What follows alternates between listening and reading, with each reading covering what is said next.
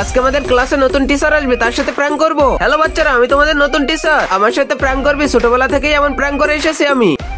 বাপরে, টিচার তো অনেক চালাক। আজকে তো নতুন টিচার আসছে, দেখে আসি কি অবস্থা। বাচ্চারা পড়াশোনা বাদ দাও, চলো আমরা গেম খেলি। Up down up down. আরে এটা কেমন টিচার, প্রথম দিন এসে বাচ্চাদের সাথে গেম খেলতেছে? Up down up down. আমি তো তোমাদের মোবাইল দেখতে যাচ্ছিলাম, চলো এবার সবাই মোবাইল নিয়ে এসো। তোমরা তো জানো স্কুলে মোবাইল নিয়ে আসা মানা। আরে এটা কেমন টিচার, এই টিচারকে তো আমি ছাড়বো না, ধরো ওকে। বাপরে, পরে পড়াবো, আগে নিজের জান বাঁচাই, পালাও। আরে দাঁড়াও, একটা কথা বলতেই ভুলে গেছি, আজকে তোমাদের রেজাল্ট আইছে, তুমি বাদে সবাই পাস করেছে। আরে কি বললো, আমি ফেল হয়ে গেছি? দাঁড়াও, তোকে মজা দেখাচ্ছি আমি। তুমি বাচ্চাদের পড়াও না? না স্যার, আমি বাচ্চাদের অনেক ভালো করে পড়াই। তোমার মতো টিচার আমাদের লাগবে না, তুমি স্কুল থেকে যাইতে পারো। ঠিক আছে, আপনি যখন বলতেছেন তাহলে স্যার আমি চলে যাব। ম্যাডাম প্লিজ, আমাদের ছেড়ে আপনি যাবেন না।